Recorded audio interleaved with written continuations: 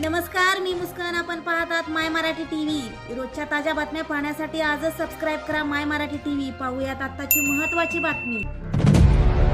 वारंवार महामार्गावर होणाऱ्या अपघातात नेमकी चूक कोणाची? या जबाबदार कोण? फक्त आढावा बैठकाच, ठोस उपाययोजना करणार कधी?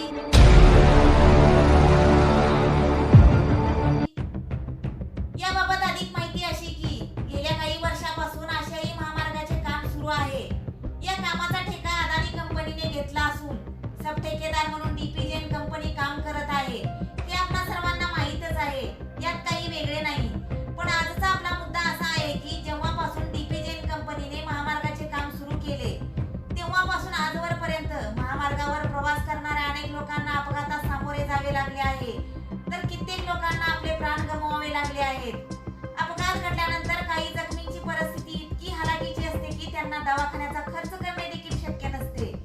नेमका प्रश्न असा पडतोय, अपघात नेमके होतात कशामुळे? घटनास्थळी काही प्रत्यक्षदर्शी नागरिकांनी पाहिलेल्या व दिलेल्या माहितीनुसार किंवा महामार्गावर सध्याची परिस्थिती लक्षात घेता असे दिसून येते की महामार्गावरती बऱ्याच ठिकाणी दिशादर्शक फलक दिसून येत नाहीत.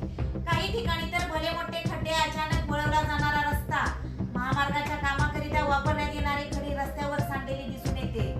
अशा एक ना अनेक कारणामुळे महामार्गावर सध्या छोटे मोठे अपघात घडू लागले आहेत.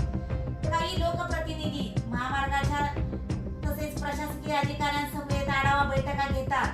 बैठकीत सूचना करतात, पण त्या सूचनांचं आणि नियमांचं काटेकोरपणे पालन केले जाते का? हाही प्रश्न या ठिकाणी निर्माण होतो. कारण नुकतीच कराड दक्षिणचे विद्यमान आमदार डॉक्टर अतुल बाबा भोसले यांनी वारंवार होणाऱ्या अपघातासंदर्भात महामार्ग अधिकारी व प्रशासकीय अधिकारी यांची आढावा बैठक घेऊन योग्य त्या सूचना केल्या होत्या. तरी देखील नुकतेच वाहगाव या ठिकाणी महामार्गावर दुचाकीस्वाराचा अपघात झाला. या ठिकाणी स्थानिक नागरिकांनी व भीमशक्ती संघटनेचे आनंदराव लादे यांनी तात्काळ दाखल होऊन अपघातग्रस्त जखमीला तात्काळ रुग्णालयात उपचारासाठी दाखल केले. यावेळी त्यांनी आपल्या संतप्त भावना व्यक्त केल्या. पाहूयात नेमके ते काय म्हणाले.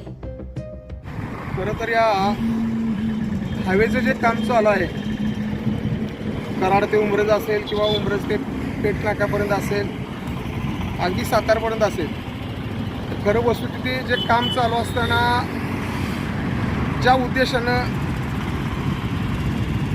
चालू पाहिजे होतं त्यावरती खूप यंत्रणा महत्त्वाची आहेत. कारण एखादा अपघात झाला की मग ही जे आता डीपीजेन कंपनी काम करते, मुळात हे काम अदानीचं आहे, पण अदानीने सब ठेकेदार म्हणून डीपीजेनवाल्यांना जे काम दिलेलं आहे.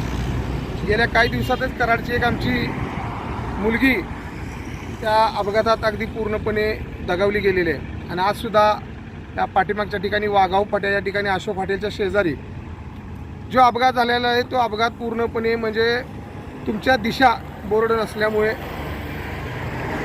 रस्त्याच्या शेजारी बॅरिकेड नसल्यामुळे, अगदी त्या पोराला ओव्हरटेक करत असताना त्याला काही दिसलं नसल्यामुळे तो पूर्णपणे 15-20 फूट पडून त्याचा फार मोठा या ठिकाणी अपघात झालेला आहे. मला या ठेकेदार जे अदानी आहेत त्यांना विनंती आहे की आपण नुसतं रस्तं नाले करण्यापेक्षा माणसाच्या जीवाची सुद्धा तुम्ही काळजी घ्या.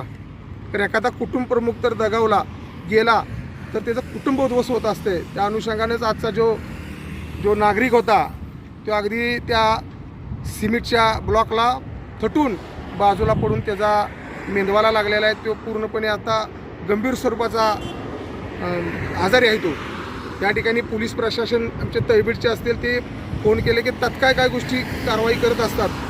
पोलिसांचं पोलीस काम करत असते, पण जो अदानी आहे लाखो रुपयाचं टेंडर घेऊन भ्रष्टाचार पद्धतीने तर काम जे चालू आहे त्यामध्ये कुठलीही सिक्युरिटी नाही, कुठल्याही पद्धतीचे फलक नाहीत आणि पार्किंगची सुविधा जी असते बाबा ज्या ज्या ठिकाणी करणं गरजेचं आहे ते सुद्धा केलेलं नाही. त्यामुळे वर चढण्यासाठी खाली उतरण्यासाठी जे काही दिशाचे जे बोर्ड पाहिजेत ते सुद्धा या ठिकाणी दिसून येत नाहीत. त्यामुळं आजचा जो अपघात झालेला आहे त्याला अदानी कारणीभूत आहे. आणि आम्ही भीमशक्ती सामाजिक संघटना असेल, जान फाउंडेशन असेल, मानवाधिकारी संघटना असेल, अन्य विविध संघटनेच्या सर्व मिळून आम्ही होणाऱ्या 26 जानेवारीला महात्मा गांधींच्या पुतळ्याजवळ आम्ही आत्मदहन करणार होतो. परंतु त्यांनी आम्हाला विनंती केली की तुम्ही आंदोलन करू नका, आपण चर्चा करू. अजूनही चर्चा झालेली नाही. त्यामुळे मला जे मुख्य ठेकेदार अदानी आहेत त्यांचा मला फोटो घेऊन एक दिवस प्रशासनाला खडबडून जाग येण्यासाठी मला एक फार मोठं आंदोलन करावं लागणार आहे. मी या प्रेसच्या माध्यमातून, पत्रकाराच्या माध्यमातून मी या ठेकेदाराला विनंती करतोय की अजूनसुद्धा तुम्ही किती लोकांचे जीव घेणार, किती लोकांचे तुम्ही बळी घेणार. आणि इथून पुढे या हायवेला तर एखादा अपघात झाला तर त्या अपघातात एखादा दगावला तर त्याची बॉडी आम्ही उचलणार सुद्धा नाही. तुम्हाला इथं आल्याशिवाय तुम्हाला त्याचा जाब द्यावा लागेल एवढंच या ठिकाणी सांगतो. आणि येत्या काही दिवसातच विविध संघटना, सर्व संघटना घेऊन मी अदानींचा फोटो घेऊन महात्मा गांधींच्या पुतळ्यासमोर एक ठिय्या आंदोलन करतोय. एवढंच या प्रेसच्या माध्यमातून मी सांगू शकतो.